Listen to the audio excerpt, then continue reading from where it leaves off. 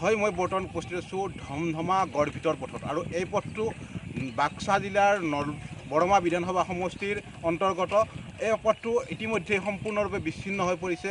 যাতায়াতৰ ক্ষেত্ৰত জমৰ যন্ত্ৰণা ভুগিবলগীয়া হৈছে। মই ভিডিঅ' জাৰ্নেলিষ্টক কিছু দৃশ্য দেখিবলৈ আহ্বান জনাইছোঁ, কেনেদৰে মানুহে এই যাতায়াত কৰিবলগীয়া হৈছে, জমৰ যন্ত্ৰণা ভুগিবলগীয়া হৈছে এই সকল লোকে যাতায়াতৰ নামত। তেনে ক্ষেত্ৰত এই পথটোৰ মেৰামতি কৰাৰ ক্ষেত্ৰত চৰকাৰ বা প্ৰশাসনে কোনো ধৰণৰ গুৰুত্ব আৰোপ নকৰাৰ অভিযোগ উত্থাপিত হৈছে।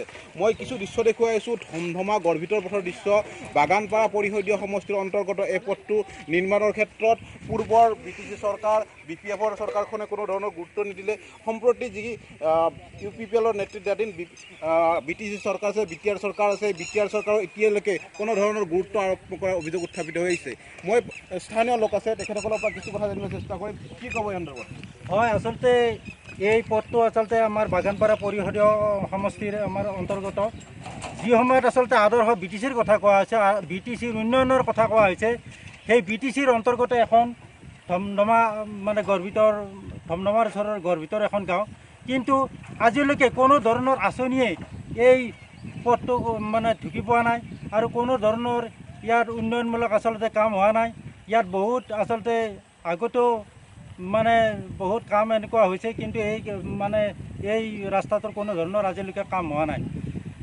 এই পথটোৱে একমাত্ৰ আমাৰ পথ, যিটো পথ নেকি আমাৰ 4-5খন গাঁৱৰ মানুহ অহা যোৱা কৰে, এই দৈনিক হাট বজাৰত অহা যোৱা কৰে। আৰু স্কুল কলেজৰ ল'ৰা ছোৱালীবিলাকৰ যথেষ্ট অসুবিধা হয়, কাৰণ এই পথটোৰে দৈনিক শ ছাত্ৰ ছাত্ৰী স্কুল কলেজৰ বিভিন্ন স্কুল কলেজত পঢ়া ছাত্ৰ ছাত্ৰী অহা যোৱা কৰে। সেইকাৰণে আচলতে আমি বিভাগীয় কৰ্তৃপক্ষক টানিও অনুৰোধ জনাইছোঁ।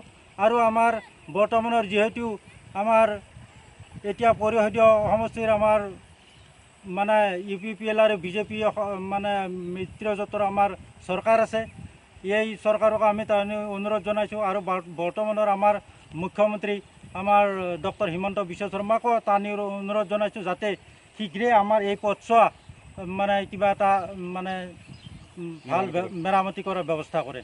হয়, নিশ্চিতভাৱে ক'ব লাগিব এটি গুৰুত্বপূৰ্ণ পথ। শ ছাত্ৰ ছাত্ৰী এই পথটোৰে অহা যোৱা কৰে, ব্যৱসায় বাণিজ্য কৰিবলৈ যায় এই পথটোৰে, কিয়নো এই পথটোৱে একমাত্ৰ পথ ধমধমালৈ যোৱা।